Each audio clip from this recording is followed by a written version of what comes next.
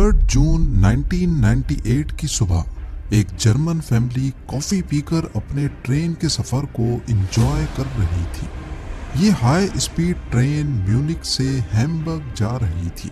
सुबह 10:30 का वक्त था और अभी तक सब कुछ नॉर्मल था, लेकिन ठीक 12 मिनटों के बाद वो फैमिली तब खौफजदा हो गई जब अचानक उनके पाँव के नीचे से स्टील का एक टुकड़ा फ्लोर को फाड़ कर निकलता है, वो भी सीधा उनकी सीटों के बीच से। लेकिन ये सिर्फ एक शुरुआत थी। जर्मन हाई स्पीड ट्रेन की हिस्ट्री में सबसे खतरनाक हादसे की शुरुआत 1950s के आखिर में जापान ने दुनिया को तब हैरान कर दिया जब उनकी शिनकानसेन यानी बुलेट ट्रेन दुनिया की पहली हाई स्पीड ट्रेन बनी। इस ट्रेन ने पूरे मुल्क के शहरों को आपस में जैसे कनेक्ट कर दिया था और सफर इतना तेज बना दिया कि घंटों का सफर मिनटों तक आ पहुंचा। जापान की देखा देखी फ्रांस और इटली ने भी अपना हाई स्पीड ट्रेन इंफ्रास्ट्रक्चर बनाया और फिर जर्मनी भी पीछे नहीं रहा। जर्मनी ने अपना खुद का हाई स्पीड ट्रेन प्रोजेक्ट शुरू किया जिसका नाम रखा गया ICE यानी इंटरसिटी एक्सप्रेस। 1980s में जब ये ट्रेन्स मंजर आम पर आईं तो दुनिया को लगा कि ट्रेन्स का बस यही फ्यूचर है। इनमें हर उस चीज का ख्याल रखा गया जो इंसान तसव्वुर कर सकता था। एरोडायनेमिक डिजाइन, मॉडर्न कंप्यूटर्स का इस्तेमाल और बेमिसाल आरामदेह सफर, सब कुछ परफेक्ट लग रहा था। लेकिन हर परफेक्ट सिस्टम के अंदर एक छुपी हुई कमजोरी जरूर होती है और आइस ट्रेन्स की कमजोरी थी उनके व्हील्स। आइस जनरेशन 1 ट्रेन्स के व्हील्स शुरुआत में मोनोब्लॉक डिजाइन में बने थे, यानी पूरा व्हील एक सॉलिड 1 पीस स्टील में बना था जो कि मजबूत, सस्ता और रिलायबल होता था। पर इस मोनोब्लॉक व्हील में एक मसला नोटिस किया गया। कुछ सालों बाद पैसेंजर्स शिकायत करने लगे कि जब ट्रेन हाई स्पीड पर चलती है तो उसमें एक अजीब सी वाइब्रेशन होती है। बूफे कार जहां फूड सर्व किया जाता है वहां पड़े ग्लासेस, चमचे, कांटे वाइब्रेशन की वजह से आवाज करने लगते थे। ये वाइब्रेशंस और आवाजें सफर को काफी अनप्लेजेंट बना रही थी और फिर आखिरकार जब इंजीनियर्स ने चेक किया तो मसला व्हील्स के अंदर था। मोनोब्लॉक व्हील्स बेशक 1 पीस में बने थे और व्हील्स हर साइड से इक्वली बैलेंस्ड भी थे, लेकिन अगर किसी एक साइड पर 5 ग्राम का वजन भी बढ़ेगा तो हाई RPM पर ये एक्स्ट्रा वेट का डिफरेंस व्हील में वाइब्रेशन पैदा करेगा। और असल में हो भी कुछ ऐसा ही रहा था। हाई स्पीड पर चलने की वजह से फ्रिक्शन ने मोनोब्लॉक व्हील्स की कुछ साइड्स को अनइक्वली घिसा दिया था, जिससे व्हील का बैलेंस बिगड़ गया।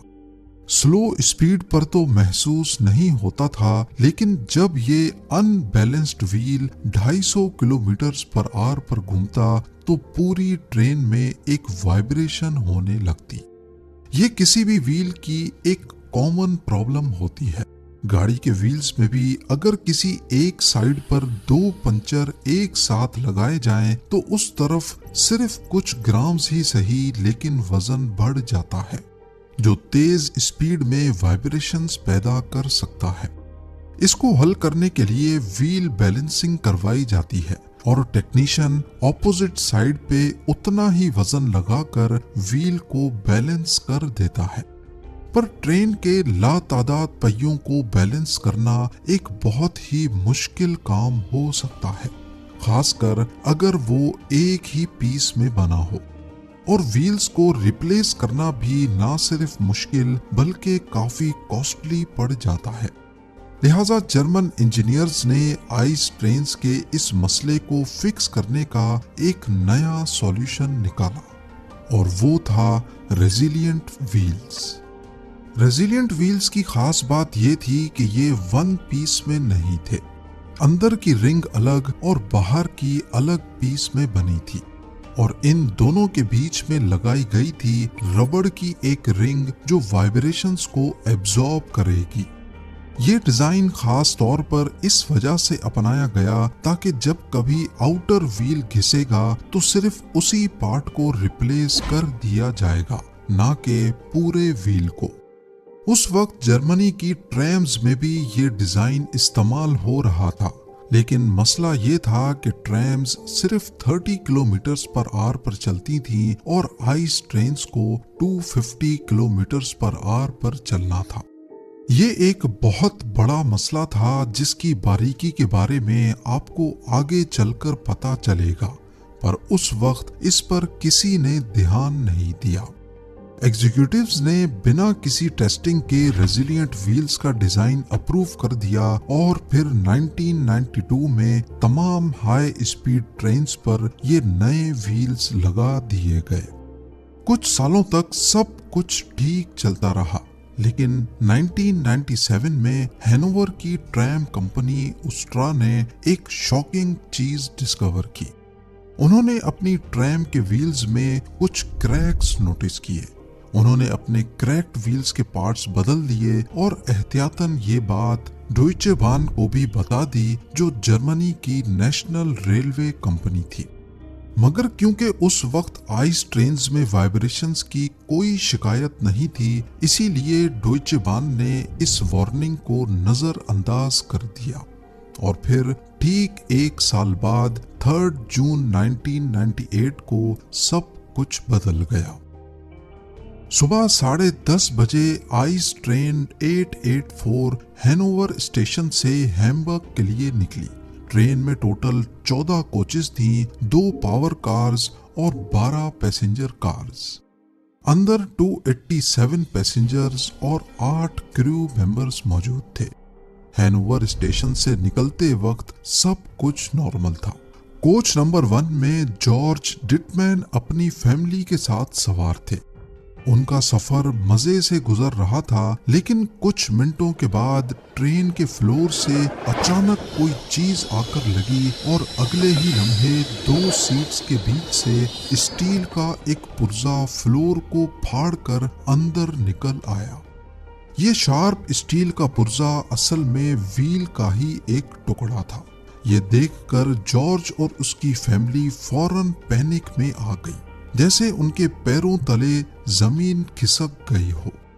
जिस तेजी से वो लोहा अंदर आया, अगर वो थोड़ा सा लेफ्ट या राइट होता तो उसकी फैमिली जिंदा नहीं बचती। उसने फौरन अपने बीवी बच्चों को बराबर वाले कंपार्टमेंट में भेजा और खुद कंडक्टर को ढूंढने चला गया। कंडक्टर उस वक्त तीसरी कोच में मौजूद था। जॉर्ज ने उसे सब कुछ एक्सप्लेन किया, लेकिन कंपनी पॉलिसी के मुताबिक कंडक्टर ट्रेन को तब तक नहीं रोक सकता जब तक वो खुद मसले को देख ना ले। लिहाजा दोनों मिलके पहली कोच की तरफ चल पड़े। ट्रेन अब भी 200 किलोमीटर पर आवर से दौड़ रही थी और अब आहिस्ता आहिस्ता इसमें वाइब्रेशंस बढ़ रही थी।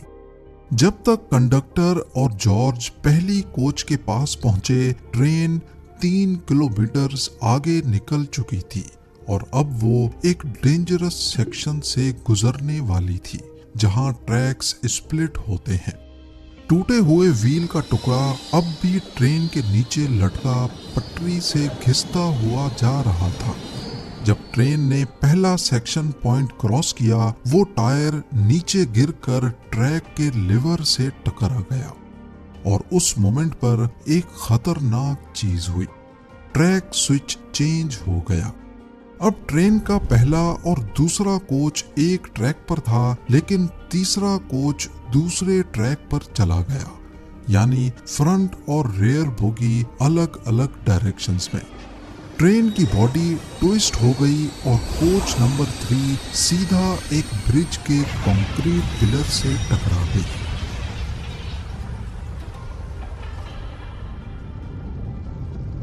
इस खौफनाक तसादुम ने ब्रिज का आधा हिस्सा तोड़ दिया। कोच नंबर 4 ने कोलैप्स होते हुए ब्रिज को तो अवॉइड कर लिया, लेकिन एम्बैंकमेंट से टकरा गई और 3 रेलवे वर्कर्स उसी वक्त कुचले गए। कोच नंबर 5 और 6 गिरते हुए ब्रिज के 300 टन कंक्रीट के नीचे दब गईं।